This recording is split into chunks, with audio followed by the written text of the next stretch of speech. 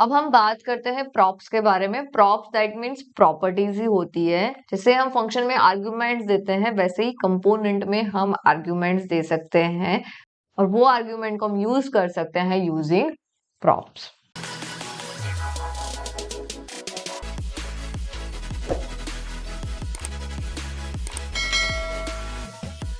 तो हमारे पास यहाँ पे एक ऑलरेडी जो प्रीडिफाइंड हमारा जो प्रोजेक्ट था उसमें ही हम वर्क करेंगे, बट वो थोड़ा मैसी टाइप लग रहा है।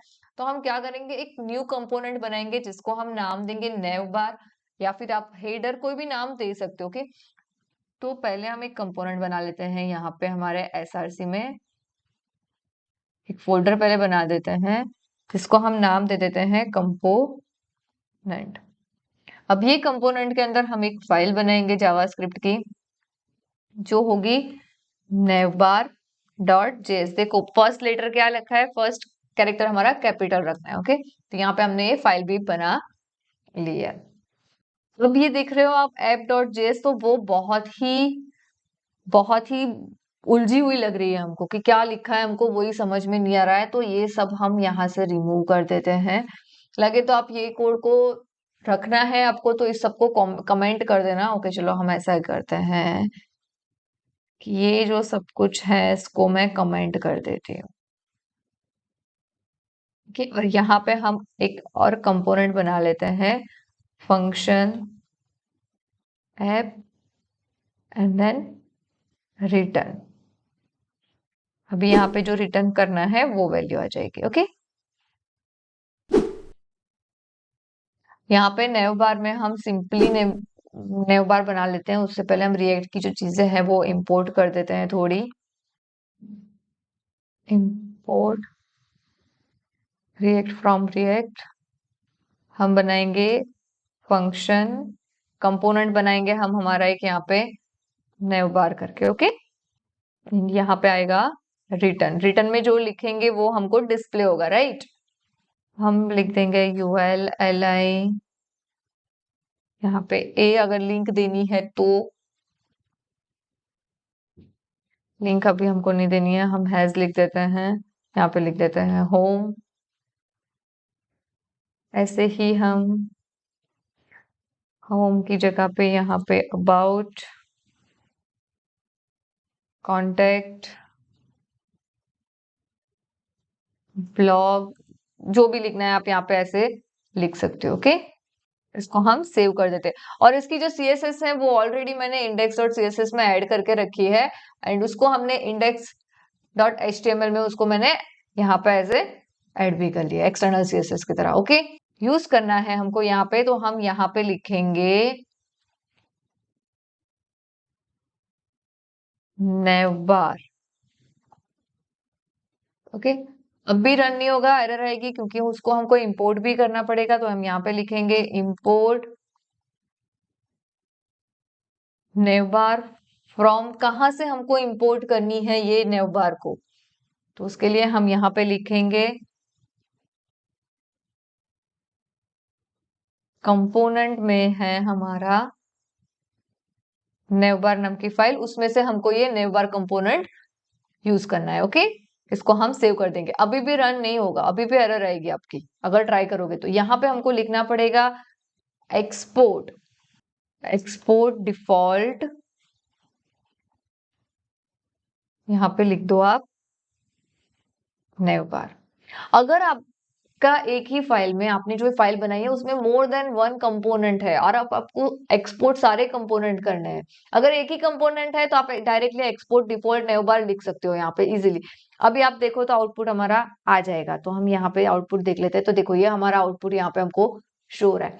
बट सपोज अगर आपके पास ज्यादा है, एक से ज्यादा यहाँ पे कंपोनेंट बनाए हुए हैं, तो उसको आपको एक्सपोर्ट करना है, तो आपको इस तरह से फिर लिखना पड़ेगा। Okay, export and then curly braces में, सॉरी कर्ली ब्रेसेस में यहाँ पे वो जो न्यू कंपोनेंट बनाया है आपने वो। Okay, new component. इसी तरह से जितने भी है वैसे आप ऐड कर सकते हो, जितने भी कंपोनेंट आपने बनाए हो। New component, new component 2, new component 3।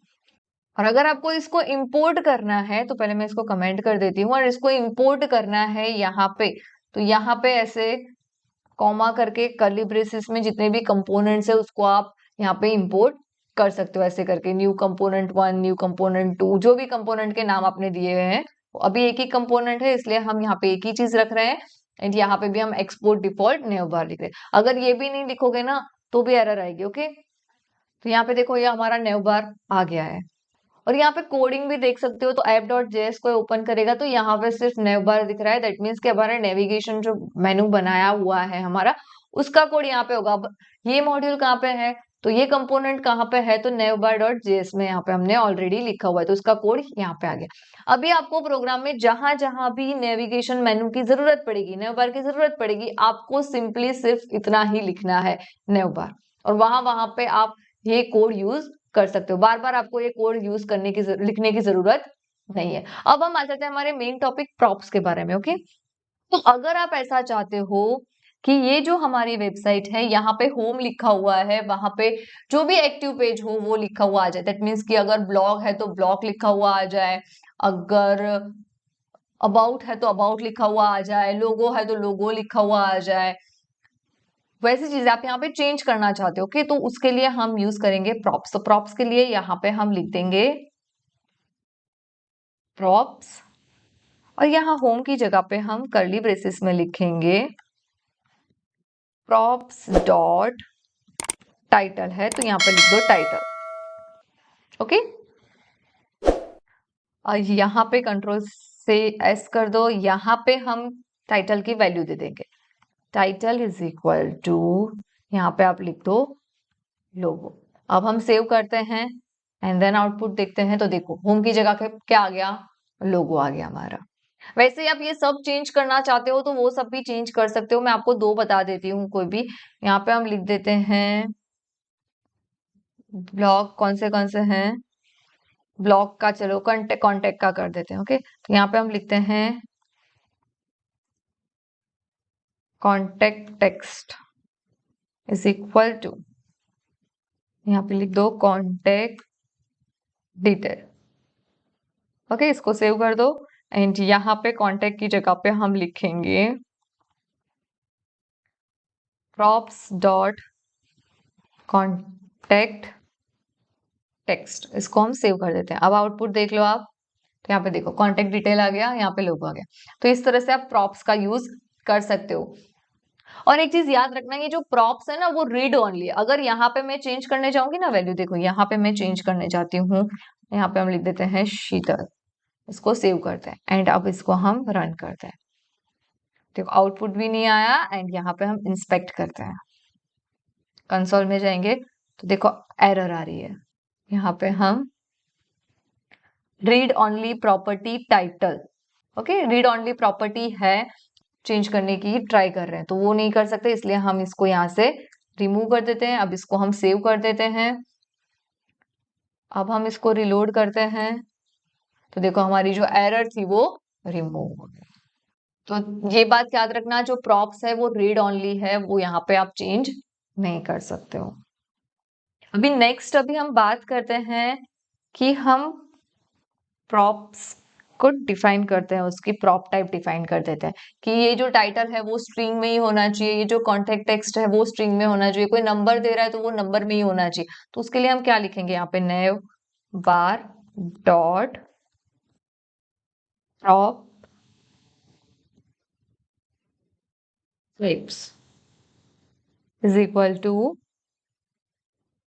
यहाँ पे टाइटल है इसलिए हम यहाँ पे लिखेंगे टाइटल एंड देन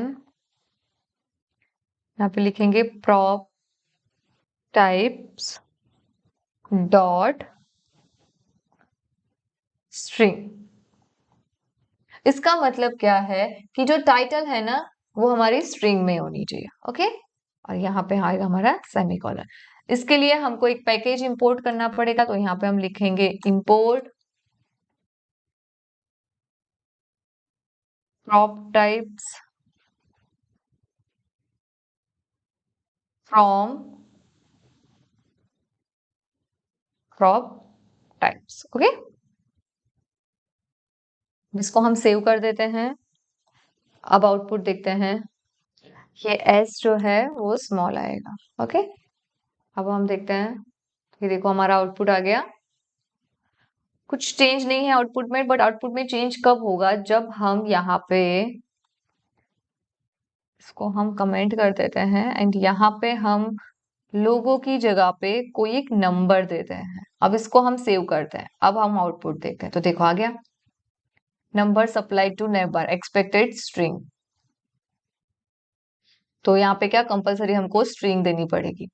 ओके, तो यहाँ पे आप स्ट्रिंग दे दोगे तो हमारा एग्जीक्यूट हो जाएगा।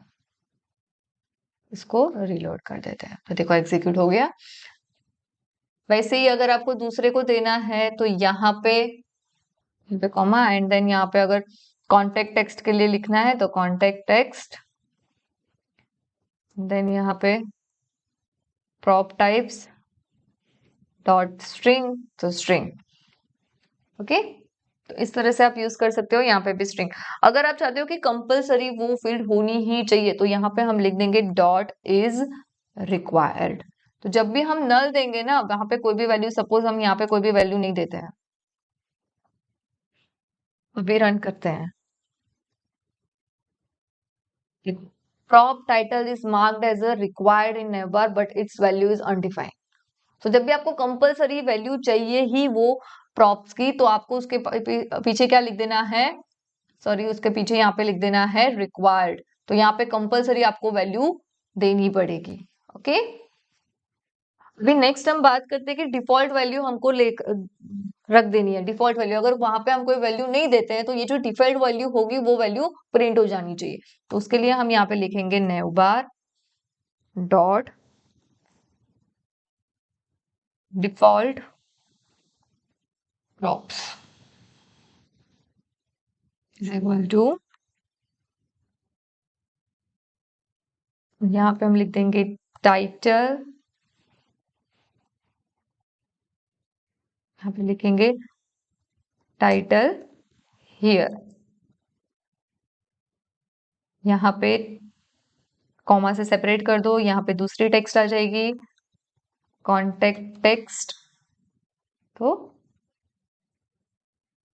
Contact detail here. ओके, अब यहां से हम क्या करते हैं, ये कॉन्टेक्ट डिटेल को रिमूव कर देते हैं।